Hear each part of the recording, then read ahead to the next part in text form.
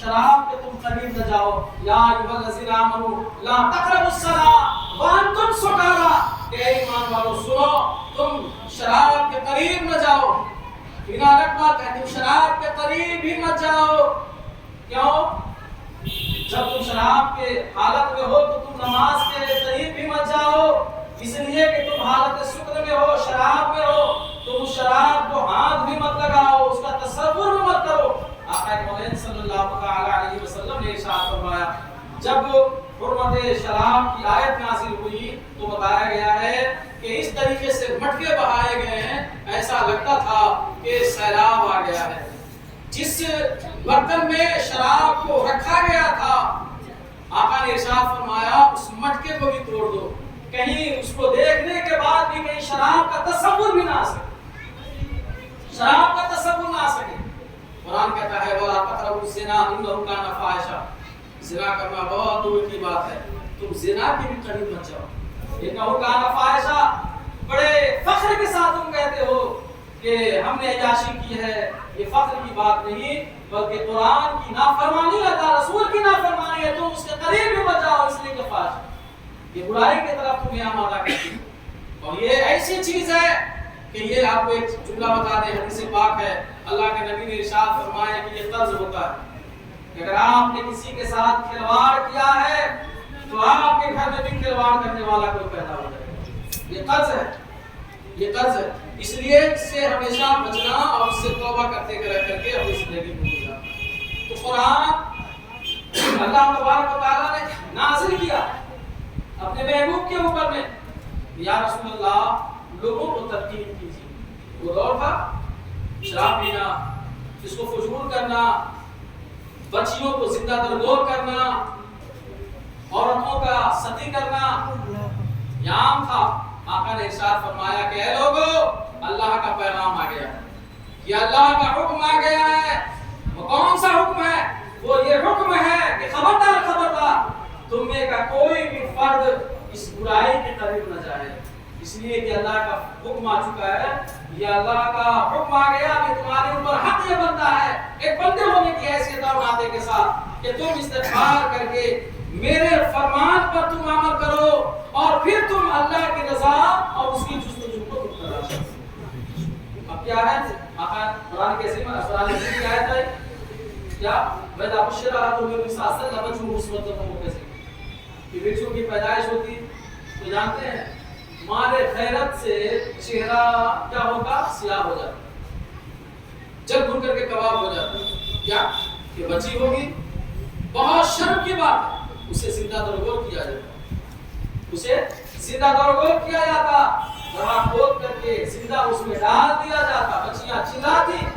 اللہ کے حبیب صلی اللہ علیہ وسلم نے ارشاد فرمایا اے لوگوں سنو اللہ کا حکم یہ ہے یہ بچیاں تمہارے درمیان تمہارے لیے رحمت ہیں اور ایسی رحمت ہے کہ سنو اگر اللہ نے تمہیں 3 بچیوں کی دولت سے سرفراز فرمایا اور اس کے لیے تم نے صحیح تعلیم و تربیت سے نکھار دیا ہے تو سنو اس کا معاملہ اس کا اجر کیا ہے سوائے جنت کے اور کچھ بھی نہیں ہے. 3 ہو 2 ہو 1 ہو اور اگر تمہارے پاس بیٹی اگر نہ ہو لیکن جذبہ اگر یہ ہے کہ اللہ تبارک و تعالیٰ تمہیں بیٹی کی نعمت سے سرفراز کرتا تو یہ معاملہ کرتے تو اس حسن نیت پر بھی اللہ تمہیں جنت الفردوس میں اسلام نے وہ مقام دیا، قرآن نے وہ خوبی دیا. تو قرآن جب صحابہ کرام نے پڑھنا شروع کیا تو اپنے آپ کو مشرف ہو کر کے نبی کے غلام ہو گئے، مصطفیٰ جان رحمت کے اسیر ہو گئے، مصطفیٰ جان رحمت کے فرامین کو اپنی زندگی کا حصہ بنانے لگے. تو یہ قرآن کیوں آیا ہے؟ اسی بات کے لیے اور اسی راز کے لیے تاکہ مومن اس سے ہدایت پا جائیں، تقوی والے ہو جائیں، پرہیزگار ہو جائیں، طہارت والے ہو جائیں، ان کے اندر صفائی ستھرائی آ جائے.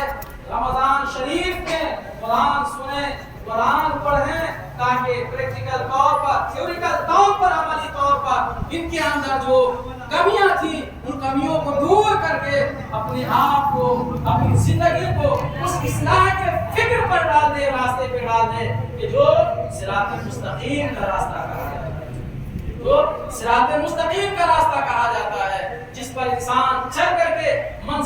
مقصود تک جب پا لیا، منزل مقصود کو جب پا لیا کرتا ہے تو پھر آپ جانتے ہیں وہ انسان دنیا میں کامیاب ہو جاتا ہے اور آخرت میں بھی کامیاب ہو جاتا ہے۔ قرآن پاک کا پڑھنا، قرآن پاک کا سننا یہ ایسا شغف ہے۔ آپ نے دیکھا ہوگا کہ رمضان شریف میں چاہت پڑ جاتی ہے، آپ سنتے بھی ہیں پڑھتے بھی، یہ چاہت اور اس سے آپ کہتے ہیں کہ رمضان میں خوب برکت ملتی ہے۔ کبھی اندازہ لگایا کہ برکت کیوں ملتی ہے؟ انداز تو آپ کا بھی بدل گیا، انداز تو آپ کا بھی بدل گیا کہ کم از کم آپ روزہ رکھتے ہو، کم از کم قرآن سنتے ہو، کم از کم آپ قرآن پڑھتے ہو۔ انہی چیزوں، انہی خوبیوں کی وجہ کر کے تو اللہ صحت میں برکت دیتا ہے، انہی خوبیوں کی وجہ کر کے تو اللہ روزی میں برکت دیتا ہے۔ کاش کہ مسلمان رمضان شریف کے بعد والے مہینے کے اندر بھی احترام کے ساتھ ان اعمال کو اپنی زندگی کا حصہ بنا لے تو انشاءاللہ العزیز ہماری روزیوں میں بھی برکت ہوگی اور ہماری صحت میں بھی برکت ہوگی۔ کل ایک نوجوان نے ہم سے کہا کہ مولانا صاحب پیر میں گھٹنے میں بڑی تکلیف تھی لیکن تراویح میں پڑھا ہوں الحمدللہ میرے پیر کی تکلیف چلی گئی۔ سبحان اللہ سبحان اللہ، میرے پیر کی تکلیف چلی گئی ہے۔ اور آپ نے بھی احساس کیا ہوگا اس موسم گرما میں افطار کرنے کے بعد کی جو کیفیت ہوتی ہے، جس میں جب پانی ہوتا ہے، جس میں جب دانا پہنچتا ہے تو بدن سست ہو جایا کرتا ہے، لیکن کیسی لالچ ہے، کیسی حرص ہے، کیسی نیکیوں کی حرص اور لالچ ہے کہ آپ اذان کا انتظار نہیں کرتے ہیں کہ اذان کا انتظار کریں گے تو مسجد میں جگہ نہیں ملے گی، مؤذن صاحب کی صدائے لا الہ صدائے حی علی الصلاۃ حی علی الفلاح سے پہلے ہمیں مسجد میں پہنچنا ہے تاکہ تراویح کی کوئی بھی ایک رکعت چھوٹے نہیں اور مکمل طریقے سے جو ہم نماز میں تراویح کی میں جو آیتیں سماعت کر رہے ہیں وہ سماعت ادھوری نہ رہے بلکہ پوری ہو جائے۔ یہ جذبہ کیا ہے؟ ہم نے اپنے آپ کو تیار کیا ہے، ہم نے اپنے آپ کو تیار کیا ہے۔ وہ رب بہتر جانتا ہے، دل میں ایسا خوف پیدا ہو گیا ہے کہ آپ ڈر اور خوف سے ایک گھونٹ پانی نہیں پیتے، ڈر اور خوف سے برائی نہیں کرتے حالت روزہ میں کہ وہ خالق دیکھ رہا ہے۔ کاش کس دن جب آپ یہ سوچتے ہیں، کاش کہ 365 دن اگر آپ یہ خیال کر لیں تو یہ قسم خدا کی آپ ولی تو نہیں میں کہہ سکتا ہوں کہ آپ ولی ہو جاؤ گے لیکن غلام ولی ضرور ہو جاؤ گے۔ آپ کے اندر آپ کا کردار اتنا اونچا ہو جائے گا کہ میرا رمضان شریف میں اپنے تو اپنے اغیار بھی ہمارا احترام کرتے ہیں کہ میاں یہ بھائی فاسٹنگ سے ہے، ذرا ان کا ادب اور احترام کرو۔ ایک مہینہ اللہ اور اس کے رسول کی رضا کے لیے اپنے آپ کو آپ کمر بستہ کرتے ہو تو اللہ تبارک و تعالی لوگوں کی دلوں میں آپ کی محبتوں کو رکھ دیا کرتا ہے۔ آپ ذلت سے بچتے ہو، رسوائی سے بچتے ہو تو یہ مقدر اگر آپ پوری 365 سال اپنی زندگی کا حصہ بنا لو گے تو قسم خدا کی آپ سر بلند رہو گے۔ ولا تہنوا ولا تحزنوا وانتم الاعلون ان کنتم مؤمنین، کہ گھبراؤ نہیں، پریشان مت ہو، حزن و ملال میں مت آؤ، تم ہی سر بلند ہو، تم ہی اعلیٰ ہو۔ شرط یہ ہے کہ تمہارا ایمان اچھا ہو، تمہارا مزاج اچھا ہو۔ اگر ایمان کی حالت میں ہو تو تم ہمیشہ سربلند رہو گے۔ اللہ کریم کا فضل احسان ہے کہ آپ حضرات نے تراویح کی نماز کو پڑھا ہے اور قرآن پاک کو سنا ہے اور ساتھ ہی ساتھ کوشش آپ نے کیا ہے کہ رمضان شریف میں سے باوضو ہم زیادہ رہیں، قرآن سے ہم قریب رہیں، کام میں بھی ہم جاتے ہیں تو کچھ قرآن کو ہم پڑھ لیں یا کچھ قرآن کو ہم سن لیں۔ اے میرے بھائیوں، اس کو اپنی زندگی کا حصہ بنا دیجیے۔ آج آپ کی ماں بہنیں جس طریقے سے آپ کی شریک حیات کھانا بنا رہی ہیں، بچوں کو تیار کر رہی ہیں اسکول میں، ایسے ہی 365 دن اس مزاج کو آپ رکھ دیجیے کہ آپ دیکھیے آپ کا گھر کتنا خوشحال ہوتا ہے۔ یہ میں نہیں بولتا ہوں، میرے پیارے محبوب کا فرمان بولتا ہے۔ میرے آقا ارشاد فرماتے ہیں کہ تم اپنی عورتوں کو سورہ واقعہ یاد کراؤ، سورہ واقعہ کی تلقین کرو۔ اگر گھر میں سورہ واقعہ کی تلاوت ہوگی اللہ تبارک و تعالیٰ تمہارے بال بچوں کو اور تمہیں فکر و فاقہ سے ہمیشہ محفوظ کرے۔ قرآن کی برکت ہے میرے دوستو، قرآن کا انداز ہے۔ اس لیے میرے بھائیوں، قرآن کی کو اللہ نے مومنوں کے لیے شفا رکھ دیا ہے۔ وَنُنَزِّلُ مِنَ الْقُرْآنِ مَا هُوَ شِفَاءٌ وَرَحْمَةٌ لِلْمُؤْمِنِينَ۔ مومنوں کے لیے شفا بھی رکھا ہے، مومنوں کے لیے رحمت بھی رکھا ہے۔ ہاں جو مومن نہیں ہے تو ان کے لیے ضرور خسارہ رکھا ہے، ان کے لیے کھاتا ہے، لیکن جو مومن ہے ان کے لیے رحمت رکھا ہے، ان کے لیے برکت رکھا ہے۔ اور یہ ایسی محفل جو خاص محفل ہوتی ہے، جو بات آگے جو میں نے کہہ دیا تھا کہ حضرت ارباز رضی اللہ تعالیٰ عنہ سے حضور فرماتے ہیں کہ جب قرآن کا اختتام کرو تو اپنے گھر والوں کو سمیٹ کر کے بیٹھ جاؤ۔ حضرت ارباز فرماتے ہیں کہ آقا نے کیا فرمایا کہ جب قرآن ختم کرو تو پھر اپنے گھر والوں کو سمیٹ کر کے بیٹھ جاؤ اور پھر رب کی بارگاہ میں دعا کرو، کیونکہ یہ قرآن ختم کے وقت میں جو دعائیں ہوتی ہیں بڑی مقبول بارگاہ الہی ہوا کرتی ہیں۔ اللہ تبارک و تعالی اپنی بارگاہ میں ان دعاؤں کو قبول فرما لیا کرتا ہے۔ تو آپ حضرات ختم قرآن کی تراویح میں تشریف فرما ہے، میں سمجھتا ہوں اسی برکت سے امید رکھتا ہوں کہ اللہ رب العزت اپنی رحمتوں سے آپ سب کو نوازے گا اور آپ سب پر اپنا فضل خاص فرمائے گا اور آپ سب کی مشکلات کو آسان بنائے گا۔ بس آپ سے گزارش ہے کہ چاند دے کر کے شروع ہے، چاند دے کر کے ختم ہے۔ یہ ختم آپ نے کیا ہے مگر آپ کے پاس وقت نہیں، کام والے کہیں جانا ہے، آ گئے نماز پڑھیے، مصلی بچھائیے اور پھر اس کے بعد اس رکعت جو سورہ آپ کو یاد ہے، کوئی سورہ یاد، ایک ہی سورہ یاد، اسی کو کسی رکعت میں پڑھیں، سنت موقدہ ادا ہو جائے گا، سنت موقدہ ادا ہو جائے گا۔ یہ ختم تو آپ نے سن لیا، تو چاند دے کر کے شروع ہے اور چاند دے کر کے۔ اللہ کریم کی بارگاہ میں دعا ہے اللہ تبارک و تعالی ہم سب پر اپنا فضل خاص فرمائے اور ہم سب کو ہدایت یافتہ بنائے اور ہم سب کو نوجوان طبقہ زیادہ یہاں بیٹھا ہے تو میں نوجوان طبقے کو زیادہ میں کہتا ہوں کہ رمضان شریف میں آپ کے اندر بڑا ذوق شوق ہوتا ہے۔ میں دیکھا ہوں الحمدللہ کہ نوجوان طبقہ اس معاملے میں بڑا رسیلا رہا ہے اس دفعہ، تو یہ انداز آپ کا ہمیشہ رہے، یہ انداز آپ کا ہمیشہ رہے، اللہ کا ڈر یہ ہمیشہ موجود، ہر برائی سے بچو، اب ہر برائی سے بچو، اپنی عزت کا خیال کرو، اپنے ماں باپ کے وقار کا خیال کرو، اپنی عزت کا خیال کرو اور اپنے ماں باپ کے وقار کا خیال کرو۔ تم کسی کی اولاد ہو، تمہارے ماں باپ ان سے بڑی امیدیں وابستہ رکھتے ہیں، تو ایسا کام نہ کرو کہ جس سے ان کا سر جھکے، ایسا کام کرو کہ جس سے ان کا سر اونچا رہے۔ تو یہ پوری کوشش ہو، پڑھتے ہو، اچھے اخلاق کے لیے پڑھایا جاتا ہے، آپ کا کام ہے کتابوں میں لگنا اور کتاب کا کام ہے اس سے محبت کیجیے گا، کتاب اس نے کچھ دے گا، یہ آپ کا کام ہے۔ کالج جانے کا مطلب یہ نہیں ہے کہ مٹرنیشنل کریں، یہ آپ کا کام ہے۔ ماں باپ پیسے خرچ کر رہے ہیں کس کام کے لیے؟ انسان بنانے کے لیے، انسان بنانے۔ علم آنے کے بعد تو انسانیت آنی چاہیے۔ اب علم آنے کے بعد میں دیکھتا ہوں کہ انسانیت دم توڑتی ہوئی نظر آ رہی ہے، آخر کیوں؟ اس باریکی کو میں نے دیکھا ہے، بس اپنی بات کو کہ اس باریکی کو میں نے دیکھا ہے کہ علم پانے کے بعد آخر کیوں ایسا معاملہ آ رہا ہے؟ جانتے ہیں علم تو حاصل ہو رہا ہے کسا، مگر ساتھ ہی ساتھ جو جوہر علم ہے دین داری، دین کی جانکاری، وہ اس سے ہمارا نوجوان اس سے ہمارا نوجوان دور ہے۔ میں یہ نہیں کہتا ہوں کہ آفیسر نہ بنو، میں نہیں کہتا ہوں ہمیں میڈیا صاحب نہ بنو، بالکل بنو، ضرورت ہے، WCS نہ بنو، میں نہیں کہتا، بالکل بنو۔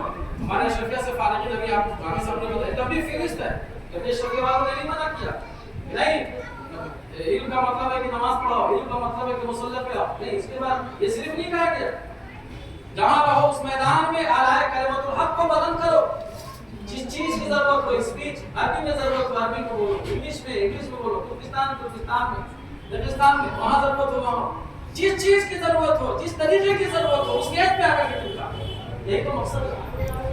تو علم حاصل کیجئے مگر علم دین بھی اپنے بچوں کو سکھائیں۔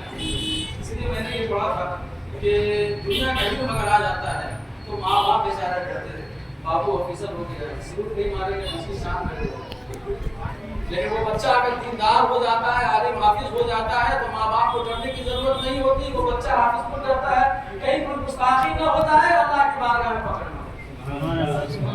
تو دینداری ضروری ہے، دینداری پیدا کیجیے، اپنے گھروں کو، اپنی بچیوں کو دینداری ضرور سکھائیے، سورہ نور کی تلاوت، ان کے لیے جو زیور علم و حیا ہے وہ بتائیے، وہ سکھائیے، یہ ضرورت ہے انشاءاللہ العزیز۔ تب جا کر کے ساری تعلیموں سے آپ کے بچے فائدہ حاصل کریں گے اور نفع حاصل کریں گے۔ اللہ کی بارگاہ میں دعا کریں کہ اللہ تبارک و تعالی ہمیں اور آپ سب کو عمل کرنے کی توفیق مرحمت فرمائے۔ آج کی مبارک شب ہے، خوب عبادت کیجیے، ریاضت کیجیے، اپنے لیے دعائیں کیجیے اور اپنے تمام بھائیوں کی بھی دعائیں کیجیے۔ انشاءاللہ اللہ تبارک و تعالی آج کی لیلۃ القدر کے دوپہر میں انشاءاللہ آپ کو اپنی رحمتوں سے، اپنی برکتوں سے محروم نہیں فرمائے گا، بلکہ آپ کو مالا مال فرمائے گا۔ میرے ہم کی دعا کرتے رہیے کہ اللہ تبارک و تعالی صحت و تندرستی عطا فرمائے، اور پھر ہم نے جو اپنے بزرگوں سے علم حاصل کیا ہے وہ علم ہم آپ کے سینے تک اور آپ کے سماعت تک پہنچا سکیں۔ سبحان اللہ، سبحان اللہ۔ ہم آپ تک، آپ کے سینے تک، آپ کے سماعت تک ہم پہنچا سکیں۔ بہت سارے ایسے مسائل ہیں کہ آپ نے سنا ہی نہیں۔ امام صاحب سے اگر سنیے آپ تو دیکھتے ہیں بہت سارے حضرات، جیسے محرم میں آپ دیکھیں نا پیدرا کیسے، ایک پیر نیچے ایک پیر اوپر، پیدرا کیسے کیا بولتے ہیں لاٹھی ہوتے ہیں، وہ ایک پیدرا گھمانا، ویسے ہی ہمارے کچھ بھائی بہت سارے ایسے ہیں، بہت سارے ایسے ہیں۔ تمہیں کس نے یہ ذمہ داری دے دیا کہ تم محاسبہ کرو؟ تمہیں کس نے ذمہ داری دے دیا کہ تم محاسبہ کرو؟ تم اس کام کے لیے نہیں ہے۔ اگر جو محاسبہ کرتے ہیں آپ ان سے آپ خود پوچھ لیجیے شریعت کے راز و نیاز کو کیا کہتی ہے۔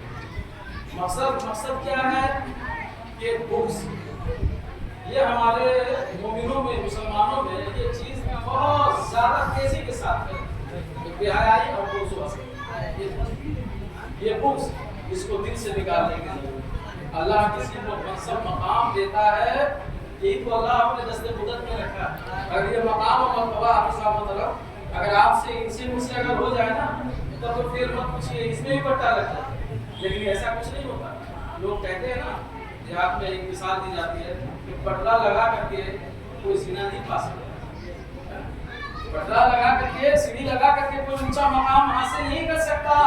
اللہ جس پر خیر فرماتا ہے اس کے قدر اور اس کے منزلت کو اونچا کرتا ہے۔ یہ خدا کی بارگاہ سے ہوتا ہے۔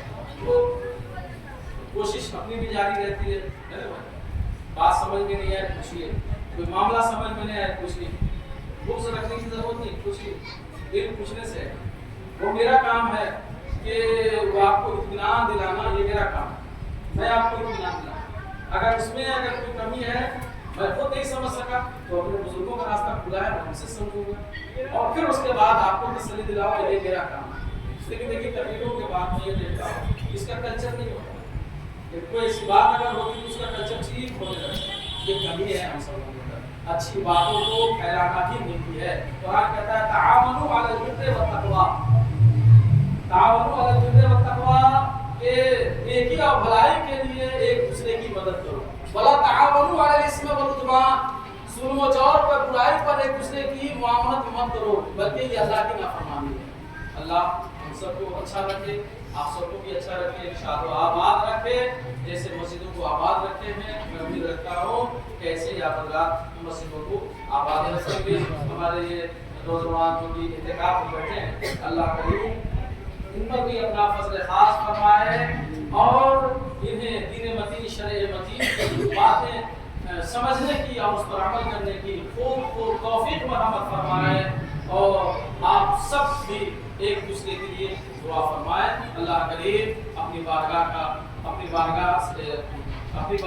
کے طفیل میں، اپنے محبوبوں کے طفیل میں فرمایا ہم سب پر اپنا خاص فرمائے۔ آخر دعوانا الحمدللہ رب العالمین، استغفر اللہ ربی من کل ذنب واتوب الیہ، لا الہ الا اللہ محمد رسول اللہ صلی اللہ علیہ وسلم۔ کھڑے ہو جائیے اور